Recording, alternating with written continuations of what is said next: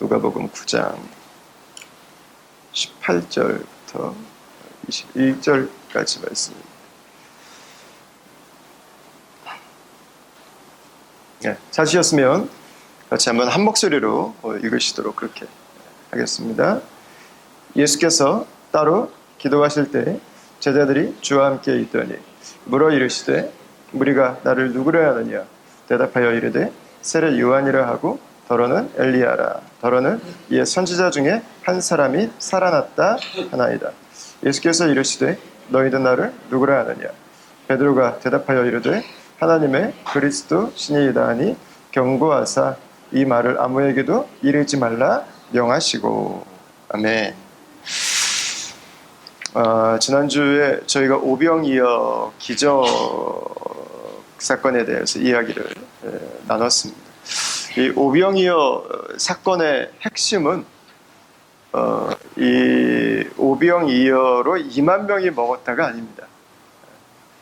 핵심은 이 기가 막힌 기적이 일어났다가 아닙니다. 이 사건의 핵심은 이 사건을 일으킨 분이 누구인가에 있습니다. 그러니까 이 사건을 기록한 이유는 이 사건을 일으킨 그 예수님이 이스라엘의 생명의 떡이 되신 분이라고 하는 것을 말해주고 있는 것입니다. 누가 우리를 채우시는가? 누가 우리를 먹이시는가? 누가 우리를 배부르게 하시는가? 예수님이시라는 것입니다. 예수님이라고 하는 것. 그분이 주신 떡은 사실은 일부예요. 일부. 우리가 먹는 밥은 생명을 잠시 연장해 주는 것입니다. 잠시. 그러니까 밥을 계속 먹어야 되잖아요. 근데 예수님은 계속 먹지 않습니다. 예수님께서 자신을 요한복음에 보면 생명의 떡이라고 직접 표현을 하시는데 예수님이 말씀하신 게 나를 먹으면 예수님이 주시는 빵은 먹고 나면 없어져요. 좀 있으면 다시 배고파져요. 그러나 예수님을 먹는 사람은 영원히 만족하는 삶을 살게 된다고 하는 것입니다. 그러니까 이 오병이어 이 스토리에서 진정한 생명의 떡은 그 오병이어가 아닙니다. 그것은 바로 예수님 그분이셨습니다. 그분이 우리의 생명이 되시는 분이시다. 그분이 우리의 영생이 되시는 분이시다. 그분이 우리의 만족이 되시는 분이시다. 그 이야기를 하고 있는 거죠. 우리에게 이 말씀이 주는 그 교훈이라고 한다면 그 예수님을 먹으라는 거예요. 예수님을 먹어라. 예수님을 먹어라. 그러니까 이 이야기가 이게 잘못 와전이 되면 로마 시대 그리스도인들에 대한 그 잘못된 루머 가운데 하나가 뭐냐면 식인 문화가 있다는 거였어요. 그리스도인들. 다음 주에 성찬식 하는데 내 살을 먹고 뭐 이러니까 내 피를 먹고 이 그리스도인들의 식인 문화 마치 이 드라큘라 이 백작이 되는 게 아닌가 그런 이야기를 하는 루머가 있었습니다. 사실 예수님을 영접하는 것에 대한 이야기입니다. 이 땅에서 먹는 음식은 잠시 배부르게 하지만 예수님을 먹는 사람은 영원히 배가 부릅니다. 영원히 죽지 않습니다. 영원한 생명을 얻게 됩니다. 예수님께서 우리의 영원한 생명이 되신 분이시다. 그것이 오병이어 사건의 핵심 메시지인 것입니다. 거기에 있던 그 남자만 5,000명을 살린 것은 오병이어 그 도시락이 아니었던 거예요. 도시락만 있었다면 아이 하나 먹고 끝났습니다. 남자만 5,000명이 배부르게 먹고 남을 수 있었던 이유는 오병이어 도시락 때문이 아니라 예수님 때문이었어요. 예수님이 먹이신 거예요. 예수님이 계시면 모든 사람들이 배부를 수 있는 것입니다. 그러니까 이 말씀이 우리에게 좀 실제적으로 주는 그런 격려가 있는 것 같아요. 실제적으로 주는 격려. 첫 번째는 예수님이 구체적으로 일하신다는 것. 이게 오늘날 교회는 좀 회복되어야 되는 너무 중요한 부분인 것 같아요. 왜냐하면 믿음을 너무 관념적으로 이해해요. 이게 좀 너무 안타까워요. 네. 믿음을 너무 이론적으로 이해하고 있어요. 그냥 믿음을 알고만 있어. just knowledge. 내 머리에다가 브레인을 그냥 스톡을 차곡차곡 쌓아놓기는 해요. 근데 그 스톡이 내 삶에서 경험이 안 돼요. 이게 너무 안타까워요. 너무 안타까워. 손발 다 묶어놓고 예수님을 믿는 것 같아요. 예. 아니에요, 여러분. 예수님은 우리의 생명의 떡이시라고 하는 것, 그분이 우리에게 영원한 생명을 주신다고 하는 것은 이념이고 관념이 아닙니다. 이것은 실제입니다. 그분은 우리의 삶에 새로운 그분의 일을 행하시는 분이라고 하는 것입니다. 배고픈 우리를 먹이실 수 있는 분이라는 거예요. 필요한 우리의 것들을 공급하실 수 있는 분이라고 하는 것입니다. 다음 교회를 개척하고 지금까지 오면서도 여러분, 우리는 너무 많은 기도의 제목들을 경험했어요. 우리의 관계 안에서도 경험하고, 우리의 잡을 구하면서도 경험하고, 우리의 건강 안에서도 경험하고, 여러분, 우리의 삶의 목적지를 향해서도 경험하고, 우리의 능력에 대해서도 경험하고, 교회 안에서도 경험하고, 여러분, 얼마나 많아요. 얼마나 많아. 그러니까 믿음은 이론이나 관념이 아닙니다. 믿음은 예수님의 능력이라고 하는 것은 실제에 대한 것이라고 하는 것입니다. 실제에 대한 것. 여러분, 예수님을 알지만 말고 예수님과 함께 살아가는 그 능력의 파워를 아는 백성들이 되기를 바랍니다. 이 오병이어 사건이 이 눈앞에 보이는 격려잖아요. 두 번째 주는 권면은 뭐냐면, 이제 너무 많이 고민할 필요가 없다는 거예요. 이제는 가기만 하면 돼요. 갑자기 뜬금없이 왜 가기만 하면 되냐. 저희 지난주에 오병이어 사건 있고 나서 제자들이 남은 걸 거뒀어요. 근데 몇 광줄이 남았는지 혹시 기억나세요? 12광줄이 남았어요. 예수님이 제자들에게 가라고 말씀하셨어요. 세상으로. 그죠? 근데 가는데 먹을 것도 가지고 가지 말라고 그랬어요. 근데 몇 광줄이 남았어요? 12광줄이. 제자들이 몇 명입니까? 12명. 한 사람이 광줄이 하나씩만 이제 메고 가면 되는 거예요. 이제. 나에겐 아무것도 없었는데 예수님이 광줄이마다, 이 광줄이는 여행용 가방이라는 뜻입니다. 여행용 가방. 저 헬라어로 여행용 광줄이에요. 거기에 음식을 가득 채워줬어. 누가 채우시는 거예요? 예수님께서. 복음을 위해서 살 때는 너무 걱정할 필요가 없어요. 너무 염려하지 마세요. 염려를 왜 우리가 합니까? 염려는 하나님이 하셔야지. 염려는 하나님이 하셔야죠. 아니, 하나님이 가라고 하시고 하나님이 순종하라고 하시고 하나님이 채우신다고 약속하셨으면 걱정은 하나님이 하셔야지, 왜 그걸 우리가 걱정하고 있어요? 하나님이 채우시는 거예요. 예수님이 제자들에게 뭐라고 말씀하셨어요? 야, 니네가 있는 거 줘라 그랬어요. 니네가 있는 거. 제자들은 아무것도 없었어요.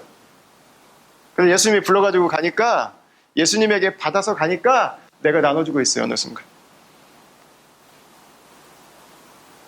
여러분, 우리가 뭐 얼마나 가지고 있다고 순종하겠어요? 우리가 뭐 얼마나 괜찮다고 순종하겠어요? 아니에요, 여러분. 어느 순간 순종하다 보면 그냥 내가 주고 있어요. 그냥 어느 순간 순종하다 보면. 어느 순간 순종하다 보면 어느 순간 채워져 있어요. 어느 순간. 이게 주님이 하시는 일이에요, 이게.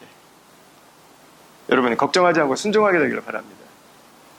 주님이 하시는 일들을 경험하십시오. 주님이 하시는 일. 그럼 제자들에게 이제 두려움이 사라지는 거예요. 내가 얼마나 가지고 있냐가 이제 중요해지지 않는 거예요. 그분이 말씀하시면, 예, 주님. 그분이 하실 수 있는 일을 경험할 수 있는 기회가 되는 거죠. 그분의 공급하심과 그분의 돌보심이 있다면 여러분, 염려하지 마세요. 염려하지 마. 두려워하지 마세요. 하나님의 손은 크신 분이에요. 이 오병이어 사건은 제자들에게 주는 엄청난 그 격려였죠. 이 오병이어 사건이 일어나고 나서 예수님과 제자들의 이어지는 그 대화가 시작됩니다. 18절을 한번 보시죠. 다시 한번 보겠습니다. 같이 한번 읽겠습니다. 시작.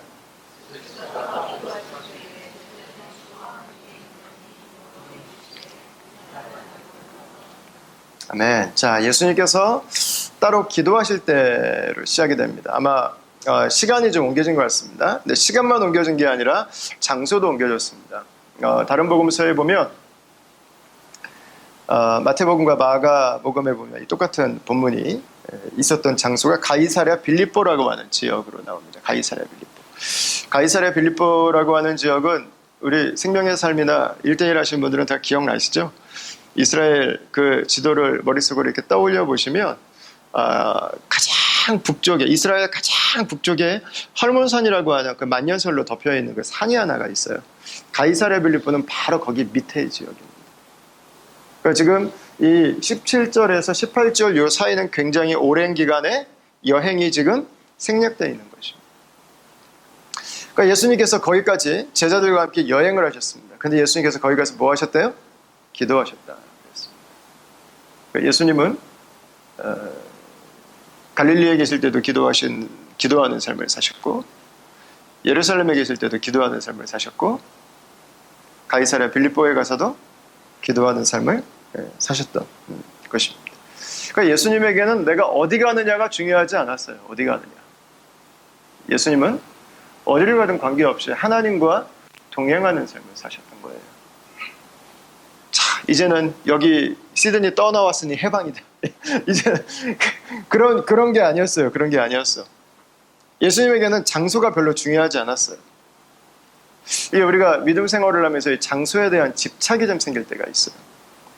그리스도인이 되는 것을 장소와 연결지어서 생각하는 게 우리에게 굉장히 보편적인 특징이에요. 그리스도인이 되는 것은 특정한 장소를 드나드는 것이다. 특정한 장소를 드나드는 사람은 그리스도인이라고 생각하는 거죠. 예배당을 왔다 갔다 하는 사람이 그리스도인이라고 생각하는 거예요. 나는 그리스도인이다. 왜? 난 예배당을 왔다 갔다 하니까. 라는 데피니션이 있는 거죠. 왜? 나는 교회 다니는 사람들의 집을 왔다 갔다 하니까. 그리스도인의 데피니션이 장소로 만들어질 때가 종종 있어요. 여러분, 그러나 그리스도인이 되는 것은 장소를 넘어서는 것입니다. 예수님은 특정한 장소에 있을 때는 하나님과 교제했고, 거기서 벗어나면 하나님과 관계없는 삶을 사시지 않으셨어요. 예수님은 어느 곳에 가시든 그곳에서 하나님과 동행하는 삶을 사신 것입니다. 주일날 10시에 우리가 이곳 라이카트에 있으면서 하나님의 백성이라면, 그 하나님의 백성은 월요일날 10시에 우리가 사무실에 있을 때도 여전히 하나님과 함께 동행하는 사람이라는 거죠. 화요일날 우리의 사무실에서도 역시 하나님과 함께 동행하는 삶을 살아가는 거죠. 그 저녁에 집에 들어가서 바로 그곳에서도 하나님과 함께 동행하는 삶을 살아가는 것이죠. 그리스도인은 장소에 매이지 않습니다. 그리스도인. 장소에 딱 묶여서 살아가는 사람 뭐라고 불러요? 종교인이에요. 종교인. 종교 생활하는 것입니다. 모든 종교에는 성지가 있어요. 홀리 플레이스가 있어요. 홀리 타임이 있고. 근데 놀랍게 예수님은 그걸 넘어서 버리셨어요. 장소가 중요하지 않아요. 당신이 어느 곳에 있든지 예수님께서 당신과 함께 하시기. 성령이 이미 내 안에 나와 함께하고 계시기 때문에. 이제 잘못 생각하면 이제 또 문제가 돼요. 이제 장소에 매이지 않아도 되는구나. 꼭 여기 아니어도 되잖아. 그 질서가 사라지고 이제 중심을 이제 잃어버리게 되죠. 아니에요. 이 말의 핵심은 어느 곳에 있든 하나님과 교제하는 삶을 예수님은 사셨다고 하는 것입니다. 하나님은 특정한 장소, 특정한 시간에만 짜증나고 나타나시는 분이 아니라는 것이죠. 하나님은 우리의 에브리데이 라이프에 함께 하시는 분이죠. 우리 일터에서도, 우리가 설거지하는 그 시간에도, 우리가 잔디를 깎는 그 시간에도 주님은 우리와 함께 하신다는 거죠. 여러분, 일주일에 이 1시간 반만 하나님과 함께하는 삶을 살지 않기를 바랍니다. 일주일 7일 그 24시간이 주님과 함께하는, 주님과 동행하는 그 하나님의 자녀의 그 특권을 여러분 놓치지 않으시기를 바라요. 얼마나 아까워요. 그 깨작깨작 일주일에 2시간씩 쥐어짜가지고 은혜 받는 삶의 인생이 얼마나 힘듭니까?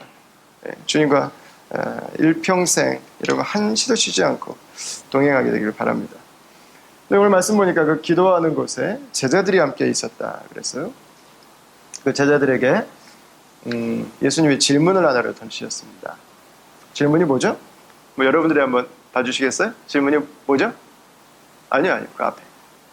질문. 아니, 앞에. 첫 번째, 예. 누구라고 하냐고 물어보셨죠? 무리가 나를 누구라고 하냐, 이렇게 물어보셨어요. 무리. 예수님은 무리와 제자를 정확하게 나눠서 보셨어요. 무리는 뭐예요? 군중입니다, 군중. 예수님의 제자들이 복음을 전하러 동네를 여행을 하고 왔잖아요. 사람들에게 들은 얘기가 있어요. 예수님에 대해서. 그분 어떻다며? 들은 얘기. 사람들이 무리가 나를 누구라고 하느냐. 오병이어의 떡을 나눠줄 때 사람들이 제자들에게 얘기했을 거예요. 아, 예수님 대단하신 것 같아요. 아, 예수님 이런 분인가 봐요. 그 들은 이야기가 있어요. 예수님이 물어보신 거예요. 무리가 나를 누구라고 하느냐. 예수님에 대해서 무슨 소문을 들었냐, 그 얘기죠. 19절을 한번 보십시오. 그러니까 이제 제자들이 들은 이야기를 이야기합니다.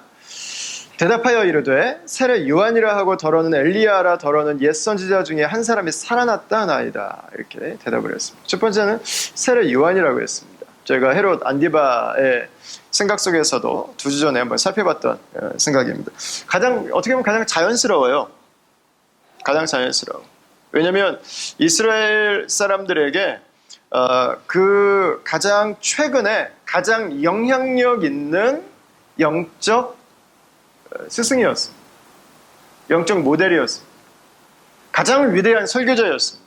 그러니까 하나님의 사람 그러면 세례 요한이 딱 떠오를 정도로 많은 사람들이 나이와 이 직장의 이 고하를 막론하고 세례 요한에게 가서 그 말씀을 듣고 회개하고 세례를 받을 정도로 그 세례 요한이 너무 막강했었기 때문에 누굴까 할 때 예수님의 그 영향력이 세례 요한이었다고 생각하는 건 당연한 거예요.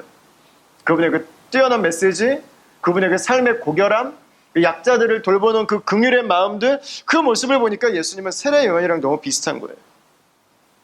그다음에 두 번째로 생각하는 게 이제 엘리야입니다. 엘리야는 이제 여러 가지 측면에서 우리가 생각을 할 수 있는데 예수님의 삶이 엘리야와 연결되는 중요한 포인트 중에 하나는 능력입니다. 능력. 엘리야는 능력의 선지자였죠. 그러니까 기도하니까 하늘에서 비가 내리지 않습니다. 또 기도하니까 하늘에서 비가 내리기 시작했습니다. 대단한 사람입니다. 기도하니까 물만 내린 게 아닙니다. 하늘에서 불도 내려옵니다. 이스라엘 사람들에게 엘리야라고 하는 이 존재는 능력입니다. 능력. 파워예요. 파워. 근데 예수님 보니까 기도하니까 병자도 낫고 기도하니까 못 보는 사람도 보고 기도하니까 남자만 5,000명이나 되는 그 1, 2만 명이나 되는 그 많은 사람들을 먹이는 역사도 일어나요. 예수님은 누구예요? 능력의 선지자. 능력의 종. 그 구약의 능력의 사람으로 대표되는 엘리야가 아닌가라는 생각을 이제 하게 된 거죠. 그 다음에 세 번째는 선지자 중에 한 명으로 생각을 했습니다. 이 사람은 뭔가 좀 다른 거죠. 하나님의 좀 특별한 부르심이 있는 것 같다고 생각을 한 것입니다. 하나님의 특별한 사역을 감당하는 사람이 아닐까. 그래서 예수님을 선지자 중에 하나로 생각을 하고 있습니다. 다 나름대로 이제 견해가 있어요. 뛰어난 스승, 설교자, 휴머니스트, 기가 막힌 능력을 행하시고 뭔가 다른 사람들과는 차별되는 분명한 뭔가가 있는 분이다는 이야기입니다. 그냥 다 종합해보면 뭐가 돼요? 대단한 분이다. 대단한 분이다.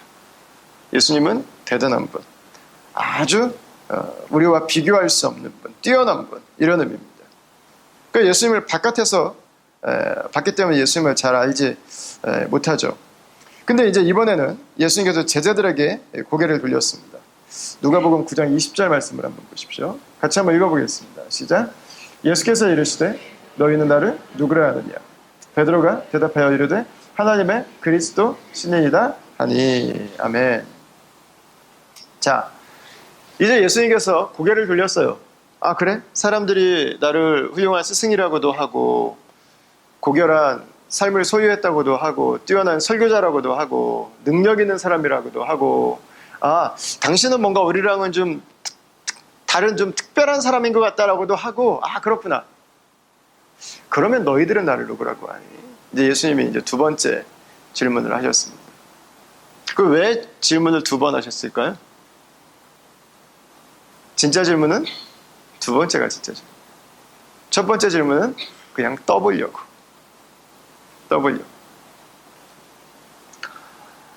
사실 예수님은 사람들이 뭐라고 하는 데 별로 관심 없었을 거예요. 왜? 예수님을 멀리서 보고 예수님이 누군지 잘 알기는 어렵습니다.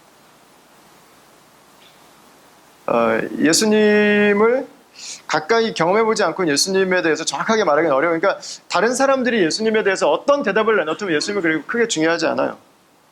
진짜 예수님의 관심은 누굽니까? 바로 이 제자들입니다. 제자들. 왜 제자들이 중요해요? 조금 더 이야기를 좀 진행시켜서 가보면 이 가이사랴 빌립보라고 하는 도시는 이스라엘에서도 한참을 떨어져 있는 도시라고 제가 아까 말씀을 드렸어요. 북쪽으로. 근데 다 이 마테마가 누가복음의 이 세 복음서를 다 보면은요, 예수님이 가이사랴 빌립보에 가서 별로 한 일이 없어요. 그 예수님이 여리고를 가셨어요? 이유가 있거든요. 삭개오 만나러 가셨어요. 여리고는 삭개오 만나러. 그 수가라는 사마리아에 있는 한 마을을 가셨어요. 우물이 있는 마을. 왜 가셨냐면 지금 5번째 남편과 동거하고 있는 한마는 팔자 사나운 그 우물가의 여인 만나러 가주셨어요. 예수님은. 그러니까 예수님은 잠시 들리셨지만 항상 이유가 있었어요. 거기 가신 이유가. 근데 가이사랴 빌립보는 이유가 없어요. 이게 왜 예수님이 여기에 가셨을까? 그래서 학자들이 하는 생각은 뭐냐면 바로 이 질문 자체가 이유라는 거예요. 질문 자체가 이유. 예수님의 제자들이 예수님을 어떻게 생각하는지에 대해서 한번 디브리프해야 할 수 있는 그 시간을 예수님께서 만들기 위해서 이곳에 가셨다고 하는 것입니다. 그래서 조금 더 나아가면은요, 어떤 학자들은 이 예수님의 가이사랴 빌립보에서 제자들과 함께 만난 이 시간을 이스라엘 백성들이 출애굽해서 시내산에서 하나님과 언약을 맺은 사건과 비교를 합니다. 이스라엘 백성들이 시내산에서 하나님과 언약을 맺었어요. 출애굽과 하나님의 그 계시와 하나님의 그들을 먹이시고 하나님의 그들을 인도하신 그 경험을 통해서 시내산에서 이스라엘 백성들이 하나님이 누군지를 알았어요. 그리고 그들이 이제 하나님의 백성으로 살기로 다짐을 합니다. 그게 시내산 언약이었거든요. 이 예수님께서 지금 12제자를 데리고 가이사랴 빌립보에 가신 이 시간은 예수님께서 데리고 제자들과 함께 생활하기 시작한 지 1년 정도 됐을 때예요. 1년 정도 됐을 때. 예수님이 뭐 가르치시는 거, 예수님의 삶을 통해 보여주시는 거 다 경험했어요. 그래 뭐라고 그래요? 계시라고 그래요. 계시. 하나님이 자신에 대해서 보여주시는 것들. 예수님이 가르쳐주신 것, 예수님이 보여주신 것, 그들이 경험한 것들 다 뭐예요? 예수님이 누구신가를 우리에게 알려주는 계시예요. 계시. 1년 동안 제자들은 예수님이 누군지에 대해서 본 거예요. 이제. 그리고 이 가이사랴 빌립보 지역으로 데리고 가신 거예요. 왜? 여기에서 제자들과 언약을 맺으시기 위해서. 자, 그 예수님 참 이 낭만이 있죠. 이 질문 하나 하려고 이렇게 먼 길을 여행하고 특별한 곳에서 또 다시 시작하는 이 추억을 만들 줄 아는 남자였습니까, 예수님은? 너희들은 나를 누구라고 하느냐? 여러분은 이것에 대해서 어떻게 대답하시겠습니까? 너희들은 나를 누구라고 하느냐? 여러분이 고백할 수 있는 예수님은 어떤 분이세요? 이 질문을 받을 때 여러분들이 좀 당황하지 않으셨으면 좋겠습니다. 좀 정확하게 말씀하실 수 있으면 좋겠습니다. 베드로의 대답은 하나님의 그리스도입니다 라는 대답이었습니다. 하나님의 그리스도입니다. 근데 이 대답은 야구로 말하면 홈런입니다. 홈런. 야, 한 방에 날려버렸어요. 한 방에 날려버렸어요. 정확하게 맞췄습니다. 예수님은 누구세요? 하나님의 그리스도. 히브리어로는 메사야라고 표현을 하죠. 메시아입니다. 하나님의 메시아입니다. 그렇게 이야기를 했습니다. 그 예수님께서 칭찬을 해주시면 좋은데 21절을 바로 넘어가 보시면 경고를 시작하세요. 경고하사 이 말을 아무에게도 이르지 말라 명하시고 이렇게 말씀하셨습니다. 예수님이 질문하셨습니다. 베드로가 너무 정확하게 이야기했습니다. 예수님은 하나님의 그리스도입니다. 예수님이 누군지가 사람의 입을 통해서 제자의 입을 통해서 정확하게 튀어나왔어요. 여러분 됐어요. 예수님도 그걸 보여주기를 원하셨고 그걸 가르쳐주기를 원하셨고 이제는 그거를 발견한 사람이 나왔어요. 그래서 예수님이 그걸 아무에게도 말하지 말라고 해요. 이게 왜냐는 거죠. 이제 한 사람 이제 알았으니까 가서 이제 널리 전해라 그러면 좋은데 예수님이 아직 말하지 말래요. 이유가 뭘까? 여러분이 그리스도라고 하는 용어에 대한 오해 때문에 그래요. 예수님께서 이 땅에 오신 그리스도와 그 그리스도가 어떤 분인가 하는 것과 예수님이 어떤 그리스도로 이 땅에 오셨는가 하는 것과 사람들이 기대하는 그리스도의 모습이 달랐던 거예요. 그러니까 우리가 똑같은 말을 하더라도 생각하는 게 전혀 다를 수 있잖아요. 우리 베일제 순장님 거시기 하시는데 똑같은 거시기를 해도 전혀 다른 거시기로 나올 수 있잖아요. 이스라엘 백성들이 기대했던 이 그리스도 메시아는 어떤 분이었습니까? 출발은 성경입니다. 이사야 선지자와 에스겔 선지자와 이 구약의 많은 선지자들은 하나님께서 이 땅에 이루실 하나님의 그 구원의 놀라운 날들을 예언해 주셨어요. 하나님께서 완성하실 이스라엘의 그 현실과는 비교가 되지 않는 그 미래에 대해서 예언을 했어요. 근데 이스라엘 백성들이 처하고 있는 현실이 어땠습니까? 기껏해야 로마의 식민지였습니다. 뭐 아무 힘도 쓸 수 없는 나약한 존재였어요. 그러다 보니까 이스라엘 백성들은 구약에 나오는 그 예언의 말씀을 자신들의 현실로 그냥 바로 가지고 와버렸어요. 그러다 보니까 이들에게 메시아는 어떤 분이에요? 자신들을 로마에서부터 구원해 주시는 분. 이게 메시아였어요. 그러니까 구약에 나오는 그 신적인 능력을 가지고 로마를 무찌를 수 있는 분. 로마를 압제할 수 있는 분. 그게 메시아였어요. 이게 아닌 게 아니라 예수님 시대에는 이런 메시아들이 많이 나타났어요. 많이 나타났어요. 내가 메시아다! 막 선포하고 사람들 몇백 명, 몇천 명을 모아가지고 로마의 무장 투쟁을 벌이는 그런 메시아, 자칭 메시아들이 많았어요. 여러분, 메시아라고 하는 단어가 이스라엘 사람들에게 각인되어 있는 이미지가 그거였던 거예요. 무장 항쟁을 하는. 이 총을 들고 칼을 들고 로마에 대항을 하는 그런 모습이었던 거예요. 그러니까 어떤 메시아들은 자기가 신적인 능력이 있다고 하는 걸 과시하기 위해서 거짓으로 마술을 행하기도 하고요. 안 아픈 사람 다리 쩔뚝쩔뚝하게 하다가 자기가 기도하면 멀쩡하게 걷게 하기도 하고 그 일들이 실제로 이스라엘 역사 속에 존재했었습니다. 만약에 예수님이 메시아다라고 하는 걸 말을 하게 되면 사람들은 그 메시아 중에 한 분이 오셨구나라고 생각할 거예요. 그리고 우리를 무력으로 로마에서부터 탈출하게 해줄 그 메시아가 오셨구나라고 생각할 거예요. 근데 베드로는 조금 다른 대답을 했습니다. 아까 20절 말씀으로 다시 한번 가보시죠. 베드로가 이르되 하나님의 그리스도시니이다 이렇게 대답했어요. 저 말씀을 헬라어 원문을 보면 정관사가 2개가 붙어 있습니다. 그 하나님의 그 메시아라고 베드로는 대답을 했어요. 이런 베드로의 대답은 뭐예요?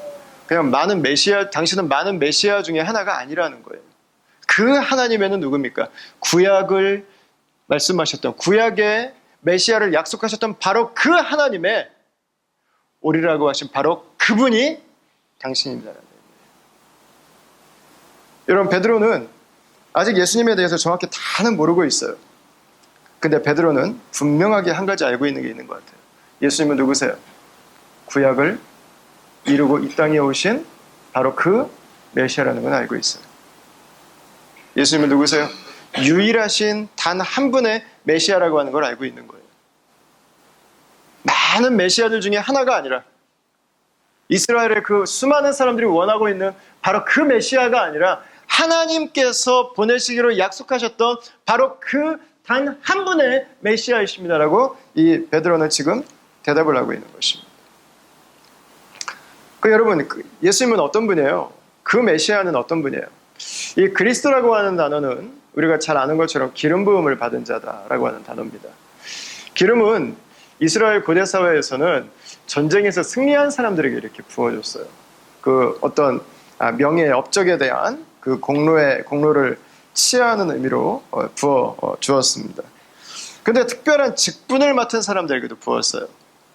이게 첫 번째가 제사장이죠. 제사장은 하나님과 사람 사이를 화목케 하는 역할을 맡았던 사람입니다. 그 사람을 세울 때는 기름을 부었어요. 여러분, 예수님은 누구세요? 대제사장으로 이 땅에 오셨죠. 하나님과 우리 사이를 화목케 하기 위해서, 자신을 주시기 위해서 오셨죠. 그러기 위해서는 한 가지가 필요합니다. 죄가 문제가 돼요. 죄가. 그 대제사장들은 자신이 하나님의 그 성소 앞에 이스라엘 백성들의 죄를 대속하기 위해 들어갈 때 자신을 위한 제사를 따로 드리고 들어갔어요. 죽지 않으려고. 그런데 예수님은 우리와 하나님을 화목케 하시기 위해서 자신을 주셨어요.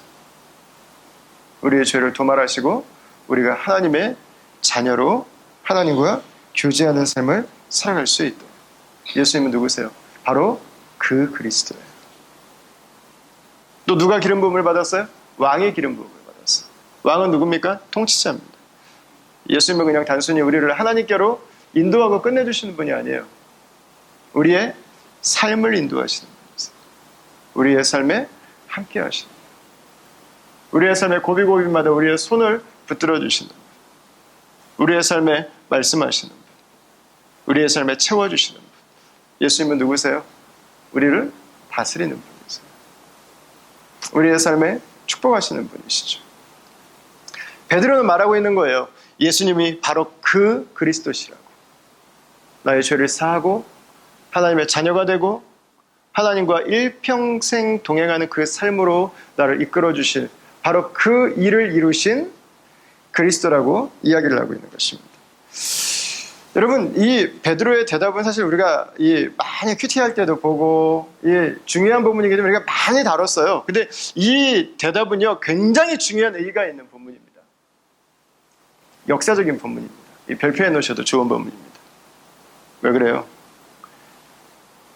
예수님께서 이 땅에 오시고 나서 처음으로 예수님이 누구신지를 정확하게 아는 사람이 나온 거예요. 첫 번째 신앙 고백. 여러분, 그동안 사람들은요, 예수님 잘 몰랐어요. 따라는 다녔어요. 그래, 뭐라고 그래요? 무리라고 그래요. 왜 따라다닙니까? 누군지 모르는데 따라다녀요. 왜 따라다녀요? 그분이 누군지 알아서 따라다니나요? 그렇지 않습니다. 나 때문에 따라다닙니다. 그분 따라다니면 나에게 무엇인가 유익이 있을 거라고 생각하기 때문에 그분을 따르는 거예요. 그걸 뭐라고 그래요? 그걸 무리라고 그래요. 예수님이 누군지 알아서 따르는 게 아니에요. 예수님 때문에 따르는 게 아니라 나 때문에 따르는 거예요. 나의 필요 때문에. 나의 만족을 위해서. 나의 기대가 있기 때문에. 그 나에게 손해가 오고 내가 기대했던 사람이 아니면 언제든지 뒤돌아설 수 있는 사람. 그게 무리예요. 근데 그 무리 가운데서 예수님이 누구신지를 정확하게 보는 한 사람이 나온 것입니다. 뭘 보는 거예요? 예수님의 실체를 보고 있는 거예요. 여러분, 이 고백은요, 역사적인 고백이에요. 역사적인 고백. 단순히 베드로의 고백이 아니에요. 예수님이 누군지를 알아보고 있는 첫 번째 고백이 나왔어요. 예수 그리스도의 그 구원의 서곡이 웅장하게 시작되는 장면입니다. 예수님께서 그토록 원하셨던 그 한 사람이 드디어 출발하는 바로 그 스타팅 포인트가 바로 이 오늘 본문의 기록이 되어 있는 것이죠. 아마 성경에 나오는 가장 위대한 순간 중에 하나가 아닐까 싶어요. 자, 베드로는 예수님을 그렇게 발견합니다. 그리고 그 고백을 하게 됩니다. 여러분, 예수님은 누구십니까? 예수님은 유일하신 그리스도입니다. 예수님은 누구세요? 사람들과 비교할 수 없는 분이세요. 예수님은 누구세요? 역사 속에 들어오신 하나님의 본체세요. 예수님은 누구세요? 선지자들이 그토록 갈망하던 구원을 오늘 우리의 삶에 현재형으로 이루어 주신 분이세요. 여러분, 베드로는 지금 그걸 보고 있는 거예요. 보고 있는 거. 근데 이걸 베드로만 본 게 아니에요. 요한일서 1장 2절 말씀을 한번 보시죠. 같이 한번 읽어보겠습니다. 시작. 이 생명이 나타내신 바 된지라 이 영원한 생명을 우리가 보았고 증언하여 너희에게 전하노니 이는 아버지와 함께 계시다가 우리에게 나타내신 바 된 이시니라. 아멘. 여러분, 아버지와 함께 계셨던 그 아버지의 독생자께서 이 세상에 오셔서 사람들에게 나타낸 바 되신 것입니다. 왜 오셨습니까? 우리를 구원하시기 위해서 오셨습니다. 우리를 죄에서 자유케 하기 위해서 오셨습니다. 우리를 하나님의 자녀 삼으시기 위해서 오셨습니다. 우리의 삶을 인도하시기 위해서 오신 것입니다. 그래서 사람이 되어서 이 땅에 신이 찾아오신 것입니다. 초월자께서 역사 안으로 들어오신 것입니다. 여러분, 그 예수님을 만난 그 베드로의 고백이 여러분 오늘 본문에 기록되고 있는 것입니다. 여러분, 그 하나님을 우리가 어떻게 만난다면 찬양하지 않을 수 있겠어요? 여러분, 저는 이 고백이 우리의 질문으로 이어졌으면 좋겠어요. 여러분, 예수님은 어떤 분입니까? 이렇게 물어볼까요? 여러분, 정말 예수님이 맞습니까? 여러분, 정말 예수님이셔야 합니까? 예수님입니까? 다른 분이어도 관계없습니까?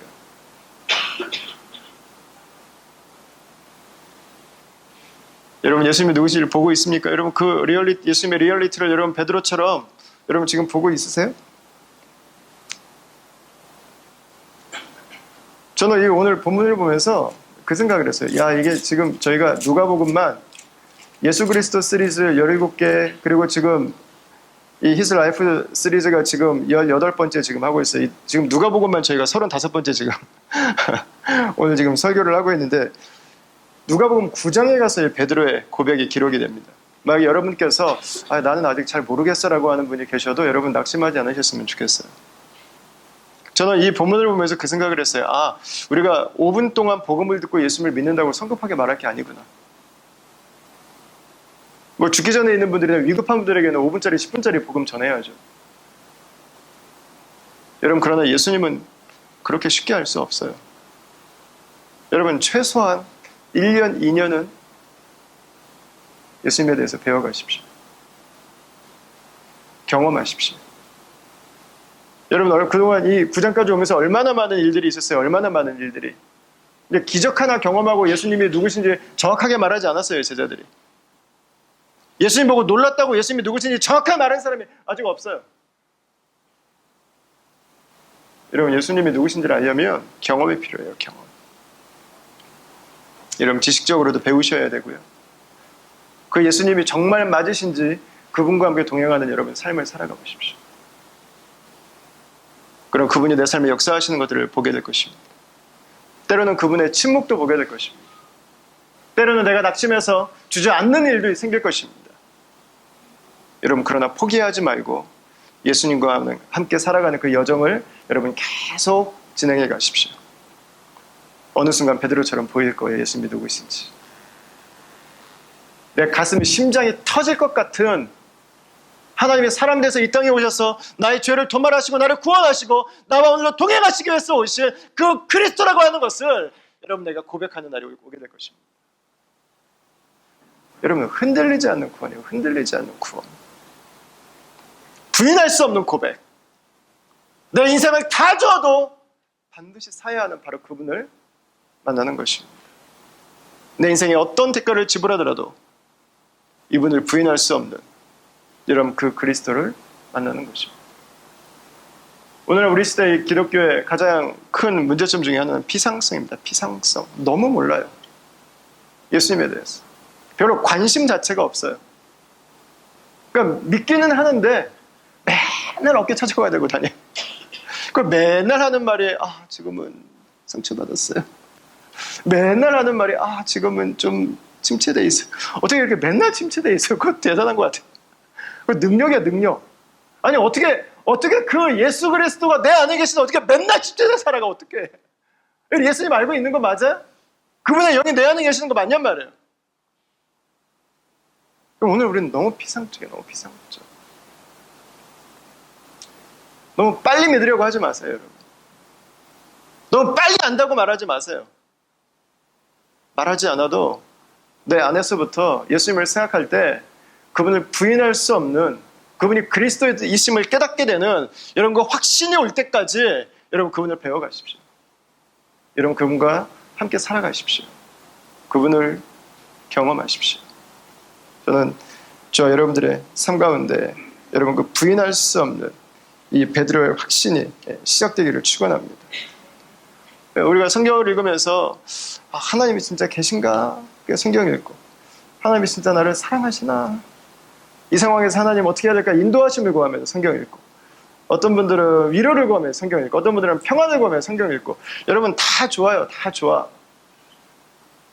여러분 제가 여러분들에게 부탁드리고 싶은 것은 여러분 하나님이 계시나를 찾기 위해 성경 읽는 것도 좋고 위로를 구하는 것도 좋고 평안을 구하는 것도 좋고 인도를 구하는 것도 좋고 다 좋아요. 그러나 여러분 예수 그리스도 그분이 누구신지를 배우기 위해서 성경을 읽으십시오. 그분을 만나기 위해 성경을 읽으십시오. 그러면 하나님이 계신가 안 계신가는 고민할 이유가 없어져요.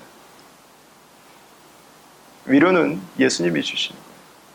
예수님이 주시면 여러분 또 다른 위로가 필요치 않아요. 평안은 예수님 안에 있을 때 얻게 되는 것입니다. 우리의 문제는 위로가 없는 게 아니에요. 우리의 문제는 평안이 없는 게 아니에요. 우리의 문제는 하나님의 존재가 헷갈리는 게 아니에요. 우리의 문제는 예수 그리스도가 명확하지 않은 것입니다.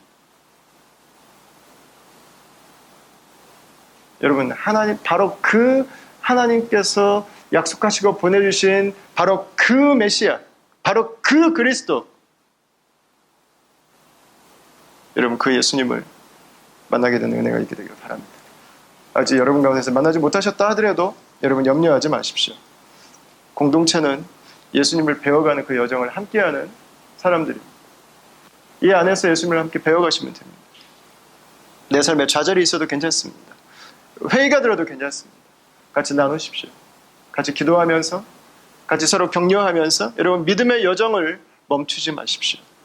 이 베드로의 고백이 저와 여러분들에게 시작되고 저와 여러분들이 예수와 함께 살아가는 그분의 제자로 무리에서 제자로 변화되어지는 그 가슴 뜨거운 변화의 은혜가 시작되는 그 은혜가 있게 되기를 주의 이름으로 축원합니다. 우리 이 시간에